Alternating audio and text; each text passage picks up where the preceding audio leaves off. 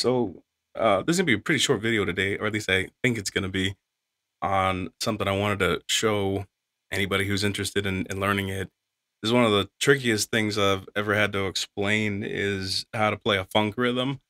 You can't just bust it out to somebody that maybe they feel it, but to break it down, the left hand is the easy part as long as you can do a bar with the third finger. So to get the chord in position, the D9 is to break it down. Start with the second finger is a D, and then we go up a major third. Sounds happy, right? One, two, three, and then here it starts to sound silly because we add in a flat seven. It makes a D7 triad without the fifth, right? Used for blues and jazz and funk. And then we're gonna add the ninth degree. Some people hold it like this with the pinky finger. On the ninth degree, a 7 plus a 9 equals a 9 chord. So a D7 plus a 9 equals a D9. And you're gonna see jazz players hold it that way. Sometimes. Way I prefer to hold it, and I think a lot of people do, is to flatten the third finger over those two. So instead of 3 and 4, you get 3 and 3, and you get one extra bonus note, the fifth on the top. Right, so this covers the top 3 strings. And one thing is, anytime you make a bar, in general, you want to cram your fingers as much to the right as possible, but especially in the case of a bar, so you don't want your finger back here with all this space in between because you're trying to create a cutoff here at the metal strip. So that means you want your finger to be as close to that cutoff point as possible, crammed over this way, close the distance, you don't have to press as hard, and the note sounds better. It sounds more robust, right? So this is back bent, right? The ring finger, see that? It's got a back bend to it. If you've got your finger like this, or even worse, hooked in like this, it's just not going to work. So you have to go here and then push forward a little bit like that. Slight back bend. Some people's fingers do that more easily than others. Don't hurt yourself. I'm not worth coming after, if you break your finger, just so you know, right? at least on paper. All right. So the third fingers has a back bend, and then the second and the first finger have a forward bend. See that? Arced up like you're playing like a G chord is what it looks like. All right. Now you need insurance on low string 6. Somehow you got to mute it out. So whenever you play a chord and the lowest note is on the A string, in this case the second finger, you want to take that finger and position it a little higher, the button to string 6, keep it quiet. Or you can use the thumb over top, squeeze to mute it out, or you can do both. But at any rate, you want to hear this. You want tick, and then 2, 1, and then you want 3, 3, 3. Cool.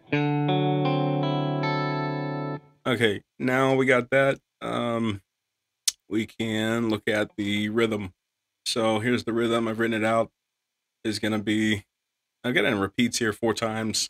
The red I've circled as a possible loop point. And it's like, I just got done, teaching this as a lesson to a student who was interested in doing some funkier stuff. And what I was explaining to him is you want anything you work on that is a little bit involved, you want to build it out a little at a time. So hold your D9 chord and just make yourself responsible for the first 2 hits, just the down up. All right, you got that, good. And then see if you can just add maybe the next 4 ticks. So to do the ticks, what you do, there's like I was mentioning with my last student, you could do, he was saying he does a lot of palm muting. So mutes out that way. You can mute like that on the pick hand. But you can also mute, on the fret hand just by letting up on the pressure. Like that. So it's just this thing of squeeze and then let up on the pressure. Squeeze, and then you just get a tick sound, right? You can check them one at a time. What you don't want is to sort of be partially pressing some of them, like that. Make sure it's a nice firm thud. All right, cool. So let's do the first 6 hits. So you're gonna squeeze, and we're down up. We'll immediately let up on the pressure. See how the sound stopped because I stopped the squeeze. Then do your ticks. So dead sounds, tick, tick, tick, tick. So then the blue I've written down up for those as well. All right, put it all together. Can you do that? Do that on a loop.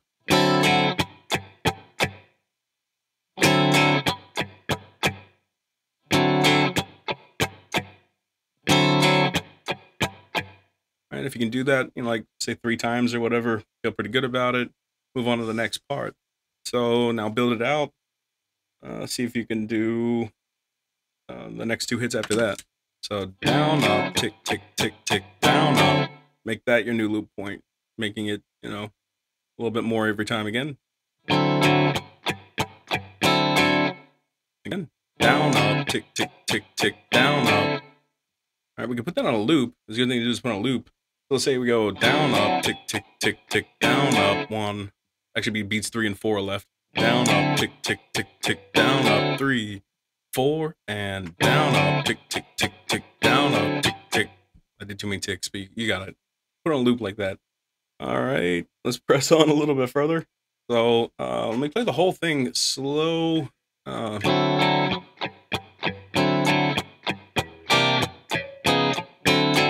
And there I wrapped it all the way back around to the first 2 hits from the repeat. So, okay, if we play just to where the black line is, so there's 3 hits, right? Let me go to the pick cam. She went down, up, tick, tick, tick, tick, down, up, tick, tick, tick. There's 3 of them. Make sure your pick direction is correct while you're playing all that. Make that your new loop point, right? 1, 2, 3, 4, down, up, 1, 2, 3. Down, up, 1, 2, 3, 4, down, up, 1, 2, 3. And on the very next up, you got to catch a C9, which means you got to move the D9 2 to the left for this upswing on the C. Why does it have to be an up? Because it's an off beat and you just did it down. So, see the hand sort of moving toward that C via the ticks? You're traveling while you're doing your ticks. There's the upswing on C. And there's 2 ticks after that. So let's look at the red. Let's look at the red loop point. So take it from the red loop point. You can go ahead and be in the C position, 3rd fret, same shape. And let's go down, up, just that much. Tick, tick, tick, up. Tick, tick, tick, up. Now build the next 2 ticks. So it's tick, tick, tick, up, tick, tick. Let's be real specific. Here's what I'm talking about. Tick, tick, tick, up. Right? Got that? Tick, tick, tick, up. And then add 2 more ticks. Tick, tick, tick, up, tick, tick. Cool, right? How many hits is that? Remember the first 6 now. Tick, tick, tick, up, tick, tick. Then move the whole thing to the right. It's going to be C sharp 9. So we're here. Now we're here. C sharp 9, same shape. And after that, there's 1 more tick and it goes back to the beginning. So now let's play it from where we see it. Let's play everything that we see there. Tick, tick, tick, up, tick, tick, C sharp. 1 extra hit. Let's play that slow.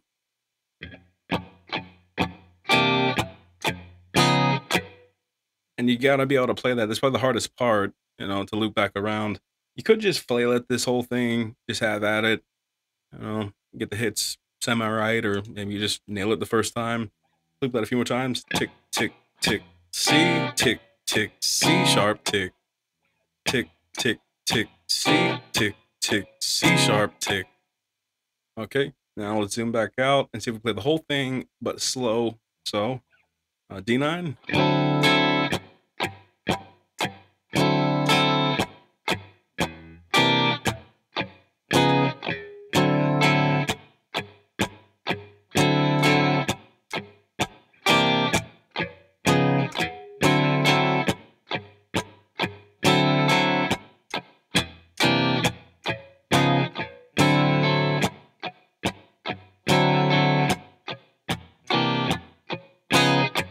Almost messed up that last time.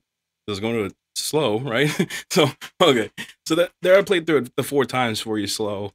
You can take the video back and loop that if you need to, play along with it, So here's quick one more time.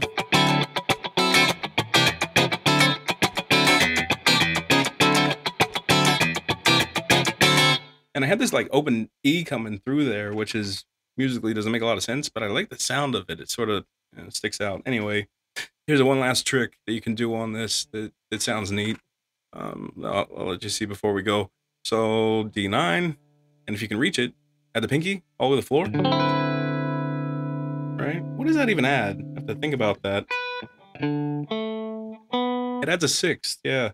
So it's a D9 plus a sixth degree, so it'd be a D7 6/9. There's all different names you can add the chord, but who cares? Play a D9 funk chord, and then just know that you can add your pinky finger right now, and it sounds real funky. All